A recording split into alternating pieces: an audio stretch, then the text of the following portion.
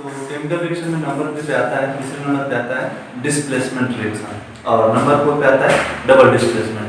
तो displacement reaction में पहले हम जानेंगे, उसके बाद करेंगे डबल डिस्प्लेसमेंट।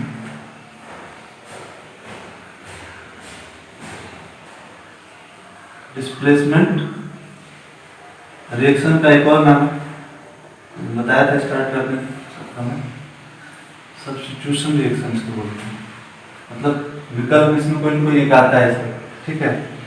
अब देखिए डिस्प्लेसमेंट रिएक्शन और डबल डिस्प्लेसमेंट रिएक्शन को जानने के लिए आपको इलेक्ट्रोकेमिकल सीरीज पूरा याद रहना चाहिए। इलेक्ट्रोकेमिकल सीरीज क्या होता है,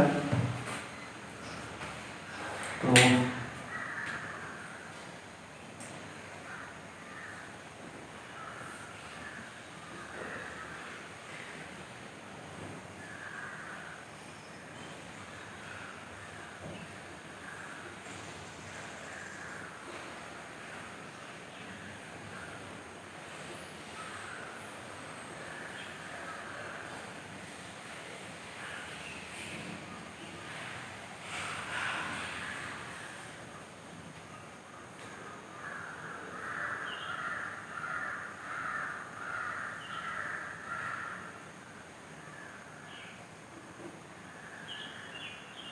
देख लीजिएगा,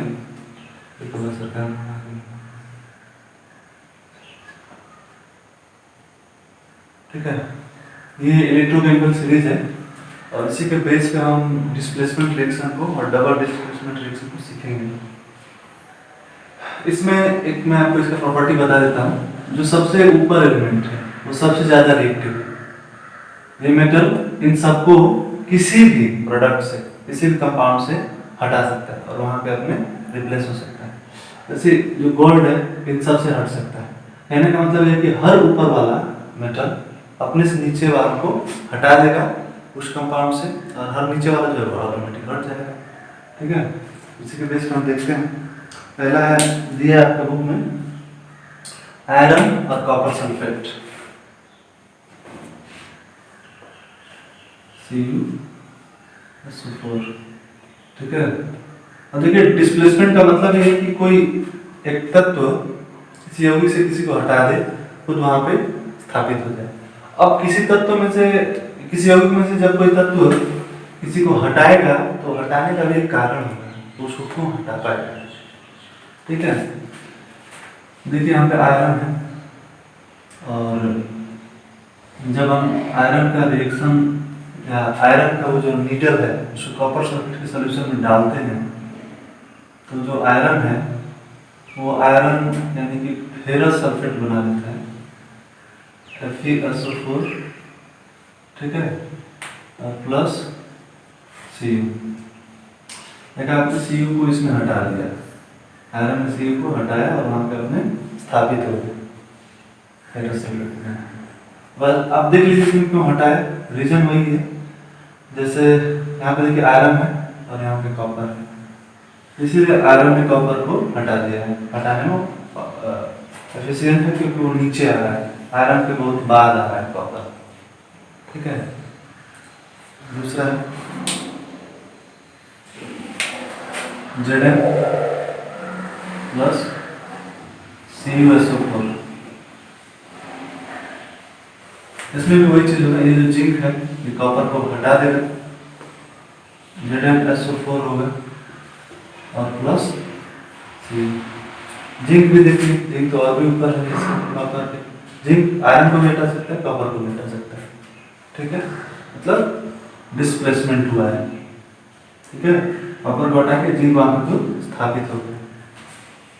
उसके बाद अगला है लेड और plus copper chloride, Pb plus CuCl2। ये आपको समझ में आ रहा है कि Cu का वैलेंस कितना है, यहाँ पे 2 है, क्योंकि SO4 का 2 है, -2 इसका +2, ऐसे ही SO4 -2 +2, ठीक है।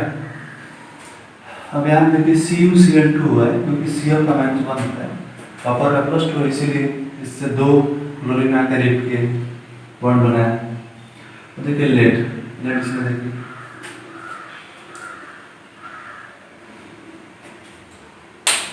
लेड क्या इससे ऊपर है नीचे,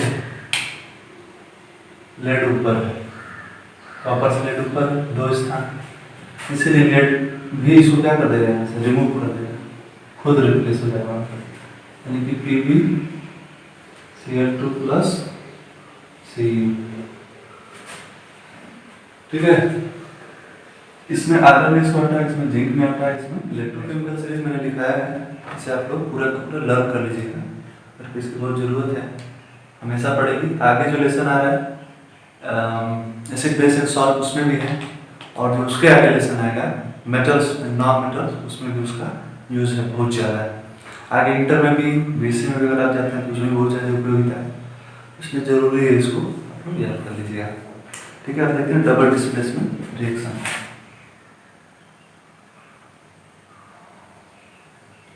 आपको याद होगा कि डबल डिस्प्लेसमेंट रिएक्शन को एक चीज़ और हम कहते हैं, न्यूट्रलाइजेशन प्रोसेस। ठीक है, मतलब इसमें न्यूट्रल होना, क्या किस चीज़ को आप बोलेंगे न्यूट्रल होना, तो देखते हैं उदाहरण, सोडियम सल्फेट है और बेरियम क्लोराइड है, Na2SO4 प्लस Ba, इसको करते हैं। देखिए Na2SO4 है, तो आखिर यहाँ पे 2 Na क्यों आए, क्योंकि हमें पता है फर्स्ट में आता है सोडियम, लीना की तरफ से करिए, और फर्स्ट के बाद का जो ऑक्सीडेशन नंबर है वो 1 होता है, +1, और SO4 को -2 चाहते हैं, इसीलिए इस -2 को न्यूट्रल करने के लिए +2 होना चाहिए, इसलिए यहाँ पे सोडियम 1 से हो नहीं पाएगा, और सोडियम यहाँ पर Na2 पर +2 होता है। फिर यहाँ पे देखिए माइनस क्लोरीन पे होता है -2। ठीक है, नॉर्मली हैलोजेंस पे -1 ही होता है, तो मान लीजिए यहाँ पे -1 और यहाँ पे Ba जो है इस पे +2 है, और इस +2 को बैलेंस करने के लिए 2 माइनस चाहिए, इसलिए यहाँ पे क्लोरीन 2 हो गया। अब समझ में आया क्यों ऐसे हो रहा है? ठीक है, हम इसको ब्रेक करते हैं हम लोग। तो Na और Cl सिंपल है, आपको दिख रहा है, और इधर BaSO4 यानी कि MnCl प्लस BaSO4। ठीक है, Ba में ऑलरेडी +2 है, SO4 पर -2 है, मैं आपको देखिए Na2 और Cl2 क्या ये बैलेंस है? नहीं, ये बैलेंस नहीं। कैसे बैलेंस होगा, हम 2 लेते हैं, 2 Na हो गया और 2 Cl भी हो गया, ये बैलेंस है। 2 इधर Cl है, 2 इधर Na है, तो 2 इधर Na है, 2 इधर Cl है, BaSO4। ठीक है, इसमें देखिए 2 चीज हुआ है, इसमें क्या हुआ है, 2 चीजों ने एक दूसरे को रिप्लेस किया है, ये तो इसलिए डबल डिस्प्लेसमेंट रिएक्शन।